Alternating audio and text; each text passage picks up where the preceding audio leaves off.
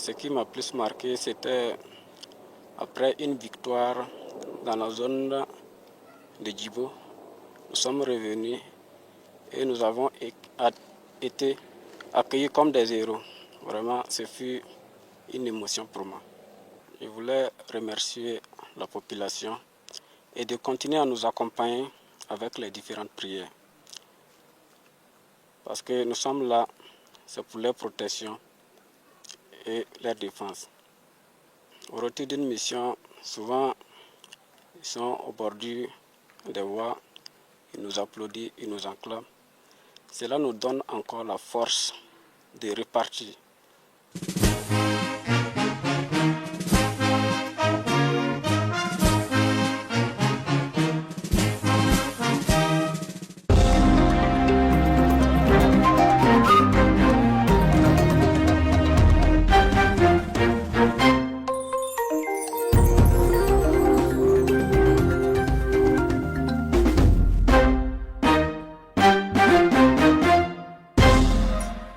« 19h en temps universel, c'est l'heure de la toute première session d'information du soir sur les antennes de la télévision du Burkina. Les titres.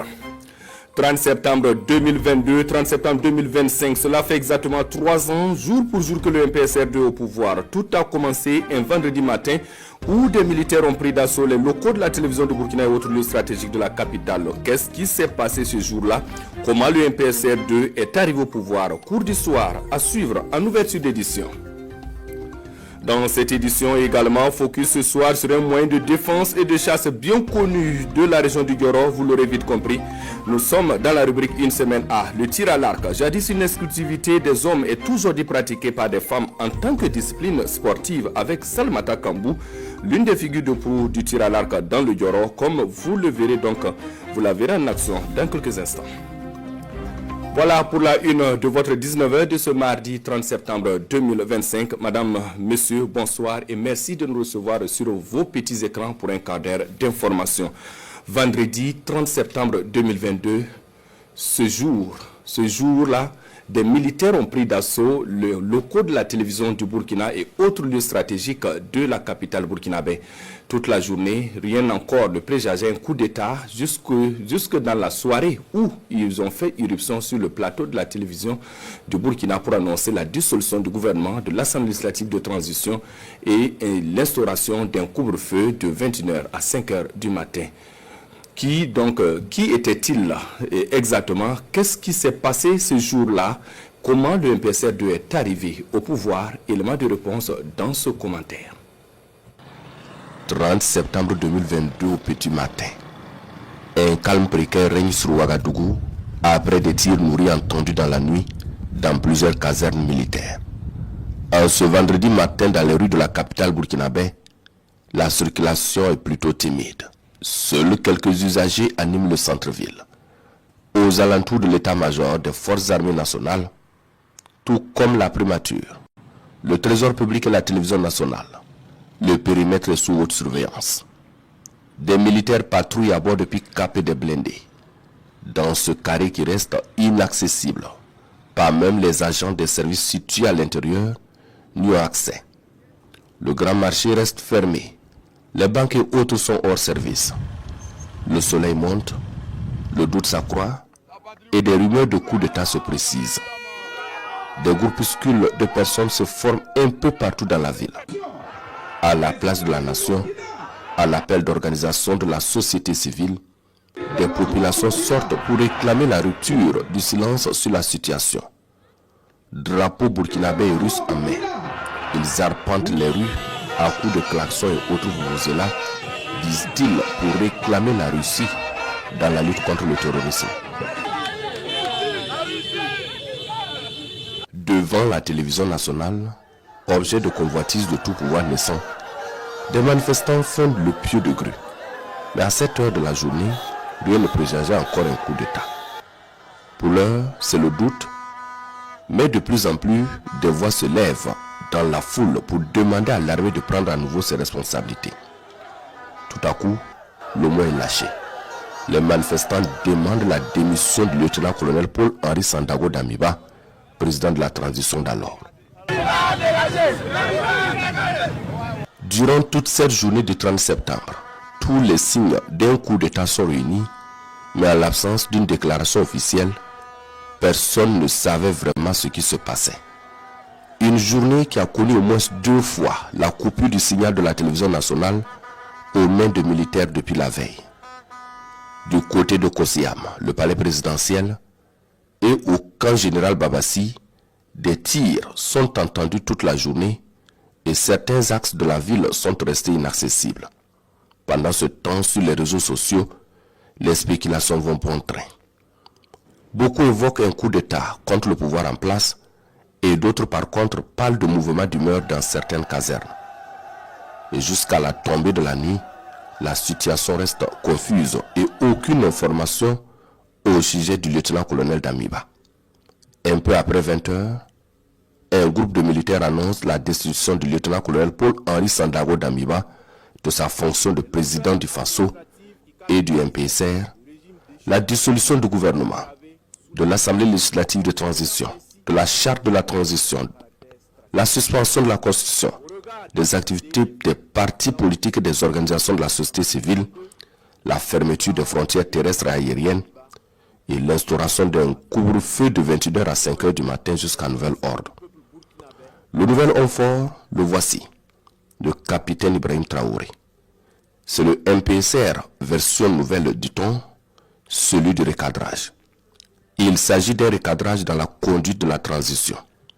À les entendre, ils ont été trahis par leur leader, le lieutenant-colonel Damiba, qui, au lieu de travailler au retour de la sécurité des déplacés internes dans leurs localités respectives, s'est plutôt illustré dans les aventures politiques malheureuses. Les choix hasardeux du lieutenant-colonel Damiba. Au lendemain, samedi 1er octobre, l'on assiste à des manifestations de soutien aux nouvelles autorités. Ouagadougou, Bobo-Dioulasso, Wayuguya, Koudougou, Fadangourma, Dédougou, Kaya et j'en passe. Alors que l'on pensait que le coup d'État était consommé, dans un autre communiqué des auteurs du coup d'État, l'on apprend que le président Damiba se serait réfugié au détachement militaire français de Cambouensin et préparerait une contre-offensive. Après ce communiqué donc, des manifestants en colère s'adonnent à des actes de vandalisme. L'ambassade de France à Ouagadougou, ainsi que l'Institut français, de même que celui de Bobo-Dioulasso.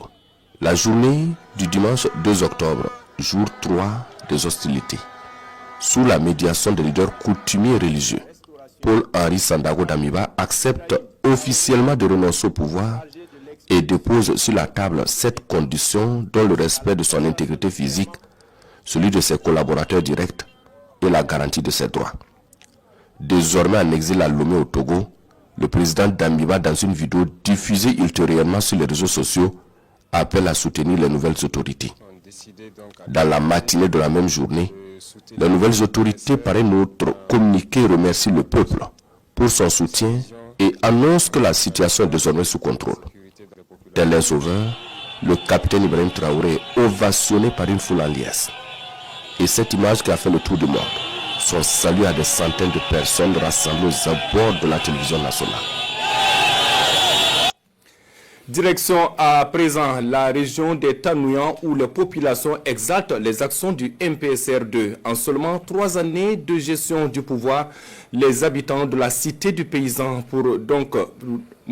estiment que tous les voyants sont au vert avec le MPSR2, des populations qui n'espèrent que ce régime poursuive sur la même lancée de développement. Constat et témoignage de quelques citoyens dans les rues de Banfora avec Kassoumi Logo et Kadouro Menki. La dotation du centre hospitalier régional de Banfora en clinique mobile, en scanner, avec une réduction de son coût. La construction et l'équipement d'une unité d'hémodialyse. La suppression de la caution de 500 000 francs CFA pour la dialyse au Burkina Faso. Bref, les acquis du MPSR2 dans le domaine sanitaire à Banfora sont innombrables. Il y a eu une dotation conséquente en matériel médico-technique de dernière génération. On a le PSA, qui est une unité de production d'oxygène. La construction est finie. Il reste sa mise en opérationnalisation pour la production d'oxygène. Ça va nous permettre de desservir les autres structures qui sont aux alentours du CHR. Les efforts consentis par le MPSR2 pour la souveraineté alimentaire au Burkina Faso et pour la reconquête du territoire national sont reconnus et salués, même au fin fond du pays. Aujourd'hui, vous circulez dans la région de Tanouya sans souci. Je pense qu'aujourd'hui, il y a des villages, si vous rentrez, vous parlez mal du président Ibrahim Traoré, je ne sais pas comment vous allez vous sortir de ces villages-là. Également, l'État s'est vraiment tourné vers l'agriculture et c'est ce qui m'a vraiment plu. Voilà, un peuple qui a faim ne peut pas trahir. Une fierté qui se ressent également à travers le nouveau découpage administratif au Burkina Faso et des noms de provinces et de régions en phase avec les réalités sociales et culturelles des communautés. En tout cas, certains habitants de la cité du paysan noir sont fiers du nom donné à leur région. Tanouya, c'est du Turka, ça veut dire colline, ça veut dire falaise. Quand on commençait à rentrer dans la région de Tanouya, vous êtes à Tagaledougou, il y a les falaises de Bregadougou, il y a les dômes de Fabedougou, il y a les pics de Saint-Loup. Depuis l'avènement du MPCR2, beaucoup de jeunes ont compris qu'il fallait quand même eux-mêmes se battre. Et ça, c'est déjà un acquis. Aussi, j'ai vu que sur le plan structurel, il y a eu beaucoup d'évolutions. Parce que déjà, l'organisation même des associations, tout est clair, tout est bien. Des populations qui, dans l'ensemble, trouvent que les actions posées par le MPSR2 sont prometteuses dans tous les secteurs et réitèrent leur engagement à capitaliser les acquis pour le renouveau du Burkina Faso. À présent, la rubrique Une semaine A. Au deuxième jour de notre séjour dans la cité de Bafoudy, nous revisitons un moyen de défense et de chasse bien connu dans la région du Goro, l'arc et les archers. Le pays Lobi en compte par milliers. Le tir à l'arc, jadis une exclusivité des hommes, est aujourd'hui pratiqué par des femmes en tant que discipline sportive, comme Salmata Kambou, l'une des figures de proue du tir à l'arc. Comment s'est-elle positionnée aux côtés des hommes? Bernard Kombelem et Karim Bikienga pour cette immersion dans l'univers des archers à Gawa.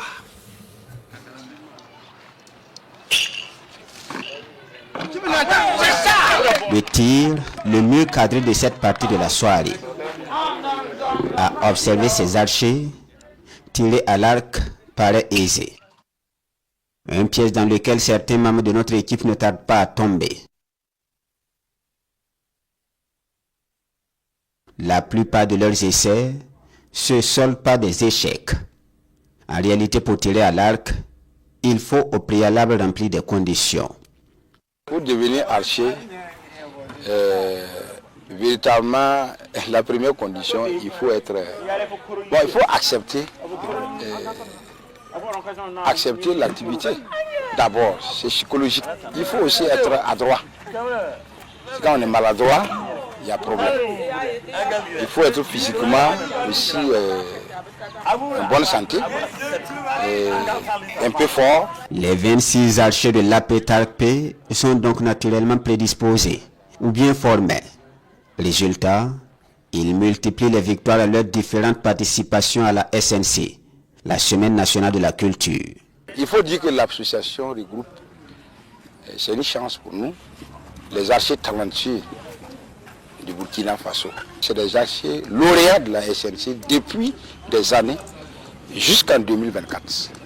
Il y a eu toujours 2, 3, 4, sinon plus, des membres de l'association qui sont dans le palmarès de la SNC.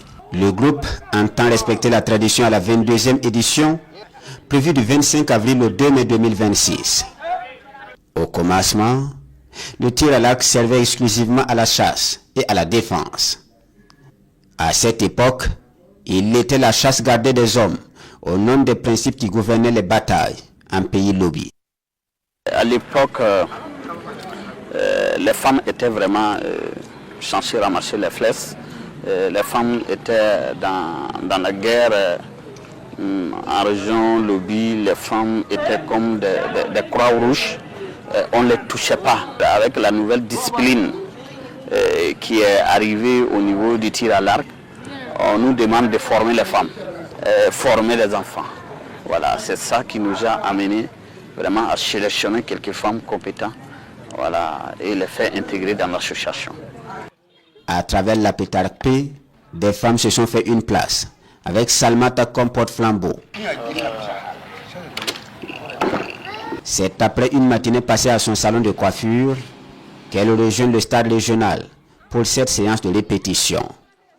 Salmata et le tir à l'arc, c'est une histoire de curiosité, d'opportunité et de talent.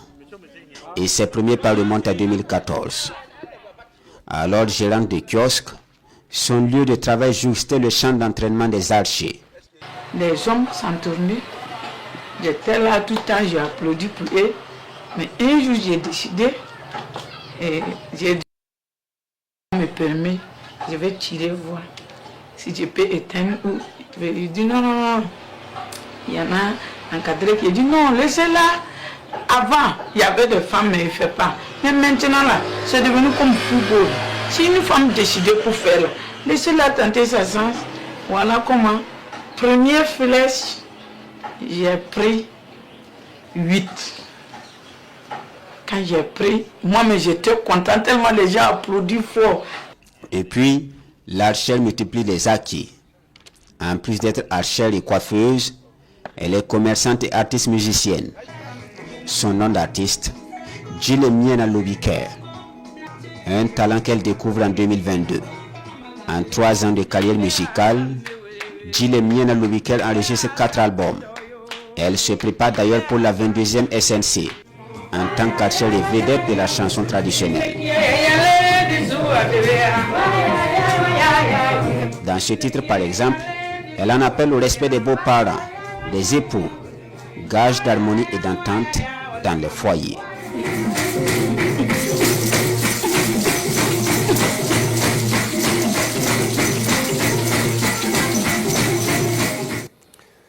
Une semaine à Gawa que vous aurez tout au long de cette semaine aux différentes éditions de l'actualité sur la télévision du Burkina. Dans la suite de ce journal, parlons de la SNC Bobo 2026.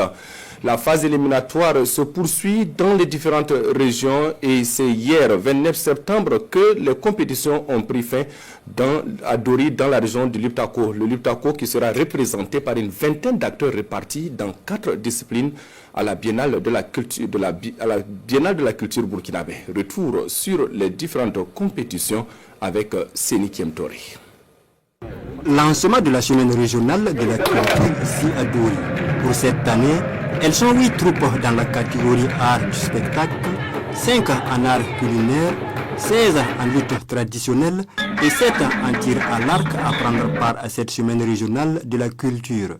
Après une journée de compétition et à l'heure du bilan, elles sont 3 dans la catégorie art culinaire, 3 en art du spectacle, 10 en lutte traditionnelle et 3 en tir à l'arc qui vont représenter la région de Liptako à cette biennale de la culture Bobo 2026.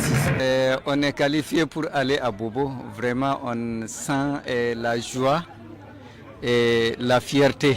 On va grouiller pour aller à la finale. Cette semaine régionale de la culture est une école du vivre ensemble, une vitrine des traditions et un espace d'expression pour la jeunesse.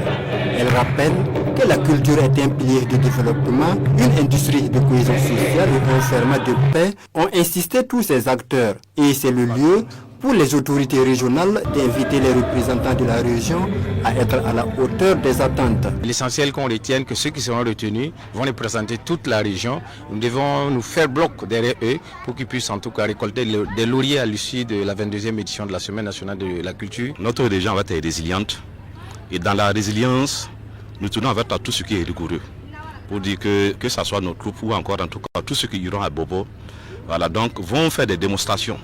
Voilà, vont montrer que dans la résilience, nous sommes émergents. Nous partons devant. La 22e édition de la Semaine nationale de la culture se tiendra du 25 avril au 2 mai 2026 à Bobo Dioulasso sous le thème « Culture, jeunesse et transmission des valeurs sociales ».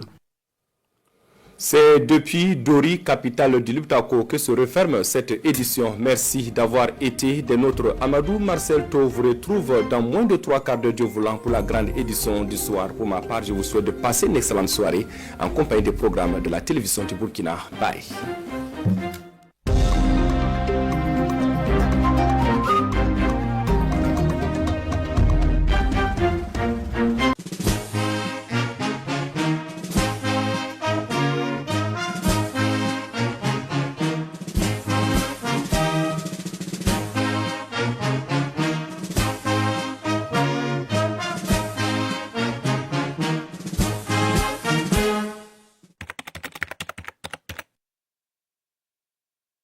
Ce qui m'a plus marqué, c'était après une victoire dans la zone de Djibo. Nous sommes revenus et nous avons été accueillis comme des héros. Vraiment, ce fut une émotion pour moi. Je voulais remercier la population et de continuer à nous accompagner avec les différentes prières. Parce que nous sommes là, c'est pour leur protection et leur défense. Au retour d'une mission, souvent, ils sont au bord des voies, ils nous applaudissent, ils nous acclament. Cela nous donne encore la force de repartir.